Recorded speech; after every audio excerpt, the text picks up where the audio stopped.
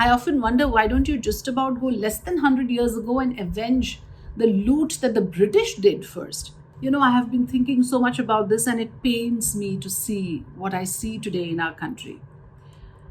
People want to dig up mosques. People want to see whether there was a mandir so many centuries ago in that spot. That is what is gripping certain pockets of this country today. If you think about it, and during the 16th century, the Mughal rulers came, they demolished structures, they built new structures. It's not unknown to anybody that happened. They were invaders. That's what invaders do. That's what they did across the world.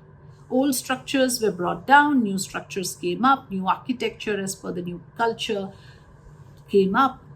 All of that architecture is part of our heritage. We've embraced it over the years. It has drawn tourists to this country. It has filled our coffers as well. Why do we forget that? And yet, what we want to do is we want to dig up the Taj Mahal. We want to see whether there was a mandir there, and we want to demolish the Taj Mahal as well at some point of time, right? I mean, where does this stop? It was the Ram Janmabhoomi Ayodhya Mandir, and that masjid was demolished. A mandir was built. It has set a precedent.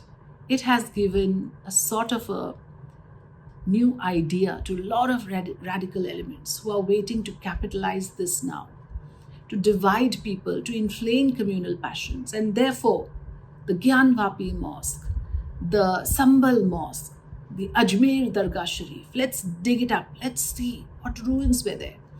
The courts, in its wisdom, said, well, okay, you can have a survey, there is no bar on the survey, but you can't go beyond that because there is an act in place. It's the 1941 Places of Worship Act. Now see what kind of foresight our constitution makers had.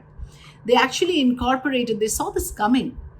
There's a prohibition of conversion of a places of worship. In fact, according to the Places of Worship Act, it was enacted to freeze the status of religious places of worship as they existed on 15th of August 1947. It prohibits the conversion of any place of worship and ensures the maintenance of their religious character.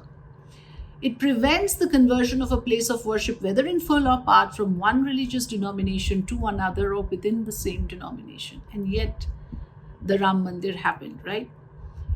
Maintenance of religious character is part of Section 4 of this Act, which ensures that the religious identity of a place of worship remains the same as it was on 15th of August 1947. It also says, there is a section that says abatement of pending cases, which declares that any ongoing legal proceedings concerning the conversion of a place of worship's religious character before 15th of August 1947 will be terminated and no new cases will be initiated. There were certain exceptions, and that exception is what is being utilized, is being taken advantage of. The Act does not apply to ancient and historical monuments, archaeological sites, and remains covered by Ancient Monuments and Archaeological Sites and Remains Act 1958.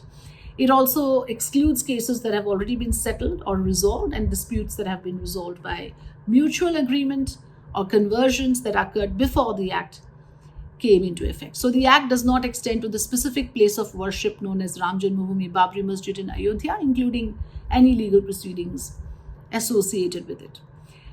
But what I'm trying to say here is this is a young country. 60% of the population is below 30 years old. We have so much to achieve. We have a lot going for us. We have a young human resource to tap into and to build this country. Are we going to be engrossed in digging up religious places and finding out ruins of 500 years ago? In fact, I often wonder, why don't you just about go less than 100 years ago and avenge the loot that the British did first? That is much more recent, because it is convenient, isn't it, to go all the way 500 years, trace it back all the way to that period of time where you can draw the Muslim invaders into the narrative, so that you can draw a wedge between the Hindus and the Muslims.